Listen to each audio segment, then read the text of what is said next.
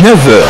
Arrivée et installation des invités de marque, au rang desquels Madame le Premier ministre, Victoire Toméga Dougbe, puis exécution de l'hymne national, suivi des discours de circonstance. Voilà les temps forts de la cérémonie d'ouverture officielle de la 17e Foire internationale de Lomé.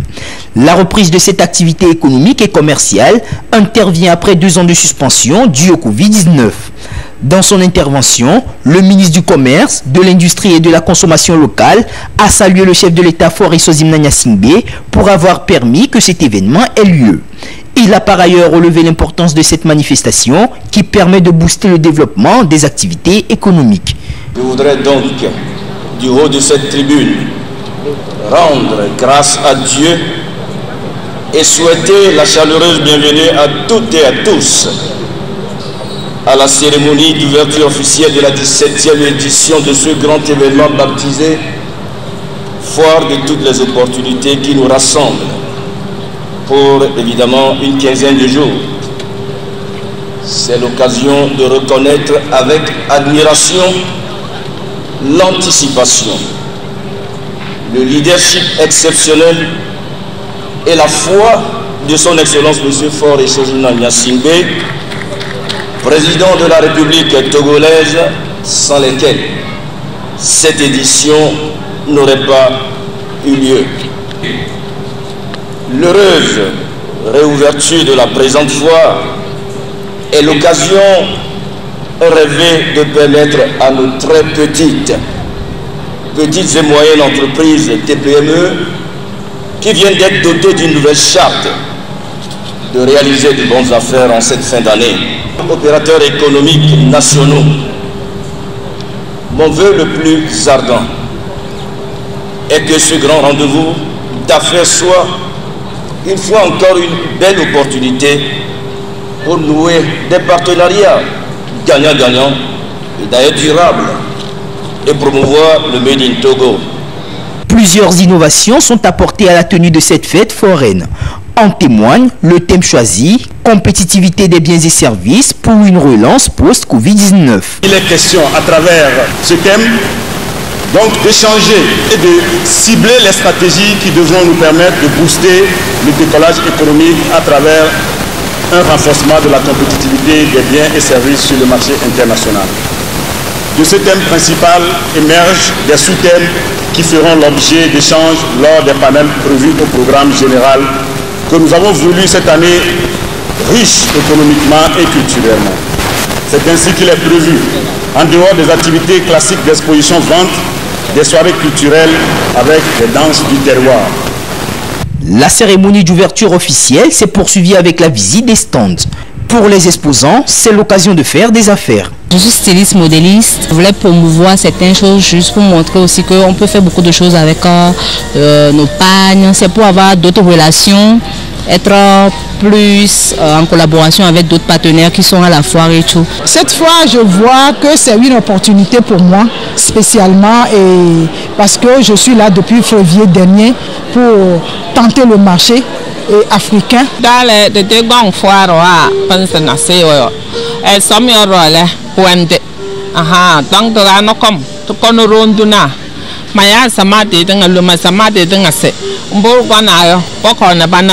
et c'est parti pour la 17e Foire internationale de Lomé, et ceci jusqu'au 18 décembre 2022 au Centre togolais des expositions et foires CTF à Togo-Demi.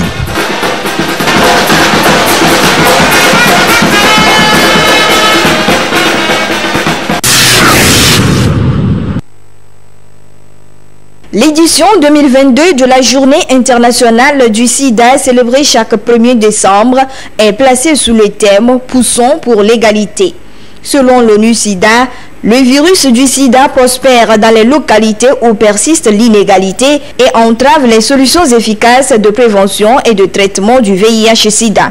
Il convient donc d'éradiquer ce phénomène de la société pour que progressent les politiques et stratégies de lutte mises en place. Les inégalités sont souvent observées au niveau des services les plus élémentaires tels que le dépistage, le traitement et la fourniture des préservatifs. Selon le rapport 2022 d'ONU-SIDA, de nouvelles infections voient le jour et les personnes continuent d'en mourir dans de nombreuses régions du monde. La région africaine reste la plus touchée par le sida avec 25,6 millions de personnes vivant avec le VIH-Sida. L'accès facile aux services de base par la population est incontournable pour renverser la tendance. Le Togo observe aussi chaque année cette journée de lutte contre le sida à travers diverses activités de sensibilisation et de dépistage précoce. Cette année, il est prévu une campagne de dépistage à l'endroit des enfants de 0 à 2 ans pendant 5 jours et dans 25 formations sanitaires à travers le pays. Ceci permettra de détecter les enfants nés avec le virus. Selon le rapport 2021 du Conseil national de lutte contre le sida et les infections sexuellement transmissibles, seuls 40% des enfants nés de mères positives ont bénéficié de diagnostics précoces du VIH en 2021. Concernant la distribution des médicaments antirétroviraux, selon le même rapport, le taux de couverture chez les enfants séropositifs n'est que de 49% contre 78% chez les adultes. Une inégalité à corriger pour atteindre les objectifs du thème de cette année.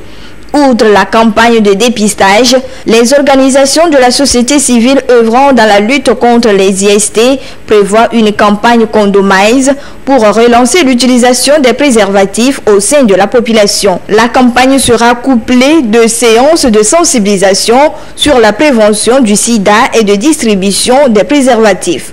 Il est à noter qu'en termes de lutte, des avancées ont été enregistrées au Togo grâce aux multiples stratégies développées. À ce jour, la prévalence du VIH-Sida au sein de la population générale est estimée à 1,9%.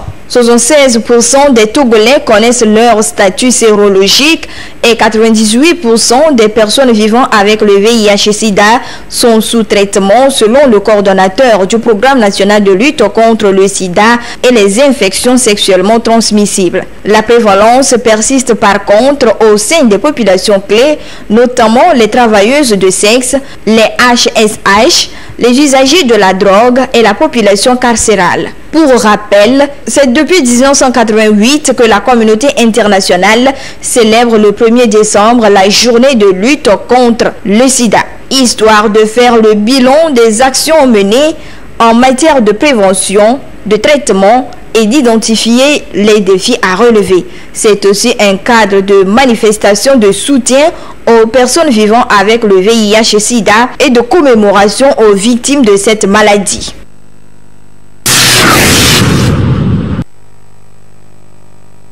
La lutte contre le sida est un combat permanent où chaque pays se dote des moyens pour faire face au virus. En ce jour de la célébration de la Journée mondiale de lutte contre le sida, différents acteurs impliqués se mobilisent à travers le monde pour mener des actions de sensibilisation. Il y a toujours certains groupes qui n'ont pas encore accès aux services de prévention ou tout ça.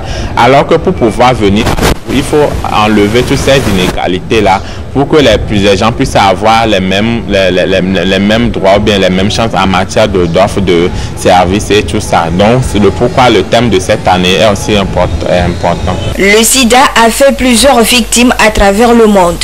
Le Togo n'est pas épargné par cette maladie. Et pour lutter contre cette maladie, les autorités du pays ont mis en place des stratégies et des projets initiés dans ce sens. Il y a plusieurs stratégies. Dans un premier temps, on peut dire que le Togo bénéficie de 2 grands projets, notamment le projet Fonds mondial et le projet PEPFAR. Donc, tous ces projets sont mis en œuvre sur le territoire. Quand on prend la prévention, ce qui se fait, il y a tout ce qui est distribution des intrants, c'est-à-dire du préservatif et des gels lubrifiants. Et aussi dans cette même prévention, il y a la péréducation qui se fait surtout à l'endroit des populations clés, c'est-à-dire des personnes sont identifiées au sein des différents groupes, au sein des HSH, des TS, des usagers de drogue injectables ou bien usagers de drogue qui sensibilisent à leur tour les pères et qui les réfèrent pour les services de dépistage et tout ça. En d'autres termes aussi, il y a le dépistage communautaire. Certaines personnes qui sont formées en matière de dépistage. Il y a aussi l'autotest qui est aussi utilisé aujourd'hui au Togo, qui est un test qui consiste à se faire tester soi-même, mais pour ce qui concerne le Togo, c'est l'autotest assisté. En dehors de ça, il y a la stratégie index testing qui est utilisée aujourd'hui, où on parle déjà d'une personne qui est séropositive et qui est arrimée dans une structure. On parle de cette personne pour pouvoir dépister ses enfants biologiques et ses partenaires sexuels. On a aussi de la stratégie EPOA qu'on utilise. Ces efforts ont permis d'avoir un taux de prévalence générale de 2,3%. Ce taux est plus élevé chez des populations à risque, notamment les professionnels de sexe et les gays. Pour lutter efficacement contre le sida au Togo, des défis majeurs sont à relever. Il faut responsabiliser les populations au sein desquelles la prévalence est toujours élevée, notamment les populations clés, les responsabiliser dans la lutte pour qu'eux-mêmes puissent voir vraiment ce qu'il faut faire. Aussi, trouver des stratégies pour pouvoir dépister aussi les enfants. Les enfants, surtout ceux qui ont échappé à la PTME, aussi trouver des stratégies pour dépister les hommes. Soulignons qu'à l'occasion de cette journée mondiale de lutte contre le sida, des campagnes de sensibilisation et de dépistage gratuits sont initiées.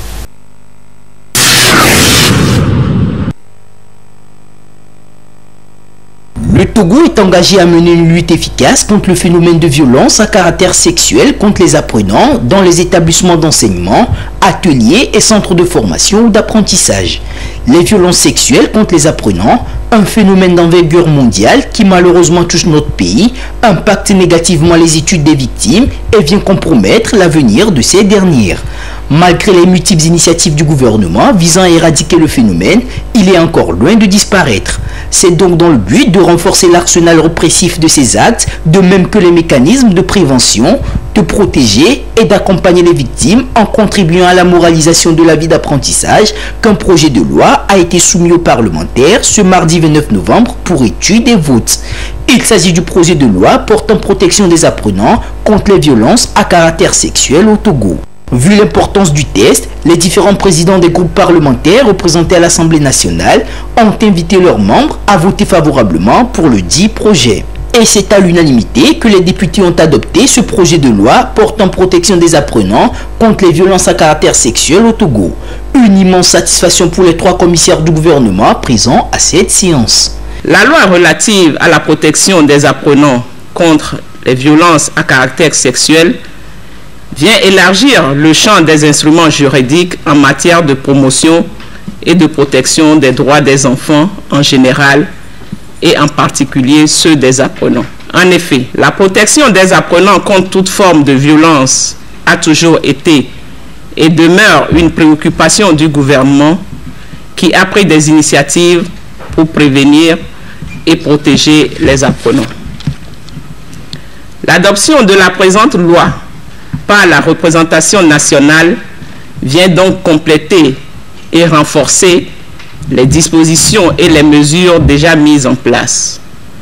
Elle permettra d'améliorer la prévention de ces violences, d'apporter une réponse holistique et intégrée aux victimes et de lutter efficacement contre les grossesses précoces et la déperdition scolaire des filles.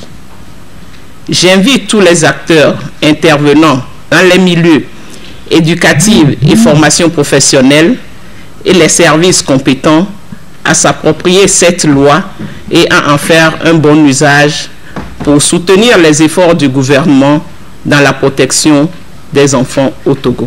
Madame la Présidente, cette politique du gouvernement de lutte contre les violences à caractère sexuel représente une précieuse opportunité de mobiliser chacun autour d'un travail collectif et partagé, consolidant ainsi l'intérêt général. Au-delà des tests et des institutions revues et corriger pour les besoins de la cause. Le phénomène des violences à caractère sexuel reste toujours d'actualité. Il va sans dire que la loi que vous venez de voter constitue une arme de construction massive aux résultats attendus pour le bonheur de nos enfants.